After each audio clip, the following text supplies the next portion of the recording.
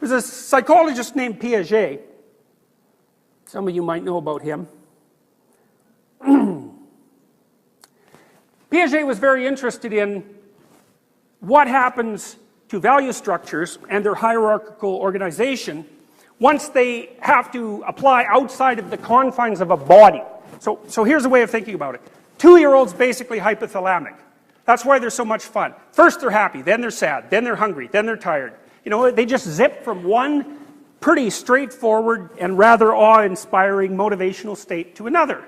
But at 2 they can't play. They can play by themselves, but they can't play with other children. They can't get that until they're 3. And they need to get it by the time they're 3, because if they don't get it by the time they're 4, they will never get it. And then you have an antisocial kid who's going to be an outsider for his entire life, and there isn't anything you can do about it.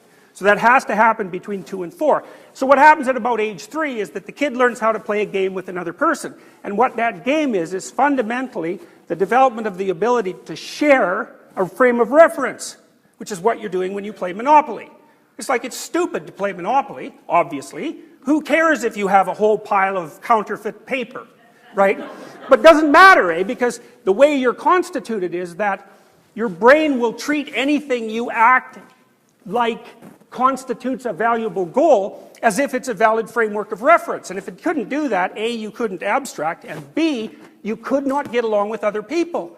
So you can sit around the table and you can say, let's pretend that Monopoly is a reasonable facsimile of reality, which you wouldn't say, but it's what you mean. And everybody says, yes, that would be amusing.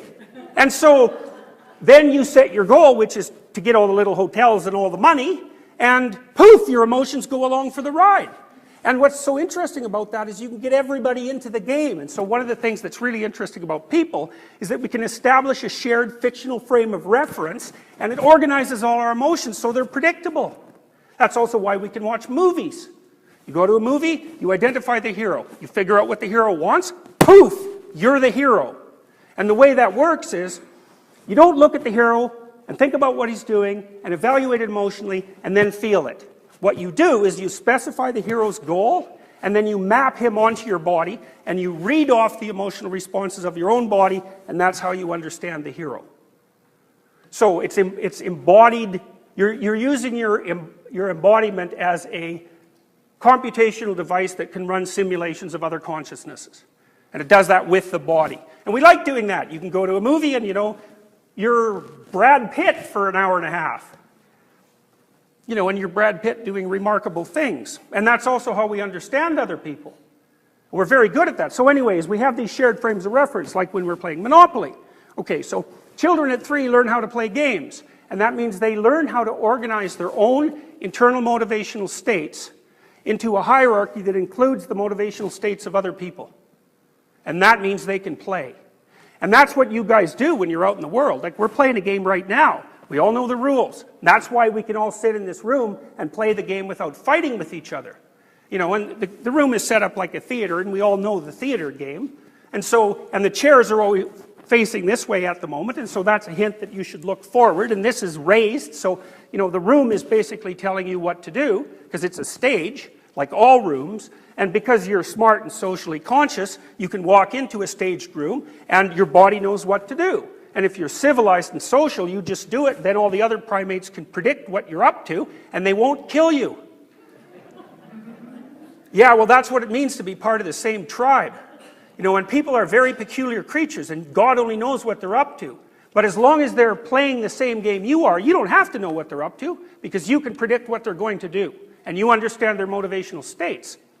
And so, part of the building and constructing of higher order moral goals is the establishment of joint frames of reference that allow multiple people to pursue the goals that they're interested in simultaneously. And then what you have to think about with regards to that is that not all shared frames of reference can manage that. There's a small subset of them that are optimized so that not only can multiple people play them, but multiple people can play them and enjoy them and do it repeatedly across a long period of time. So it's iteratability that partly defines the utility of a higher order moral structure, and that is not arbitrary. It's an emergent property of biological interactions. And you might say, well, it's kind of arbitrary because people can do what they want, but it's not arbitrary at all, because a lot of what's constraining your games is your motivational substructure and those ancient circuits that are status-oriented. And they operate within virtually every animal has a status counter. Creatures organize themselves into dominance hierarchies. The reason they do that is because that works. It's a solution to the Darwinian problem of existence. It's not just an epiphenomena. It's the real thing. So your environment, fundamentally, a huge chunk of your environment is dominance hierarchy, plus God only knows where you are. And that's order and chaos. And part of the reason that people fight to preserve their dominance hierarchies is because it's better to be a slave who knows what the hell is going on than someone who's thrown screaming and naked into the jungle at night. And that's the difference between order and chaos. And we like order better than chaos, and it's no wonder. Now, we'll invite a little chaos in for entertainment now and then, but it has to be done voluntarily.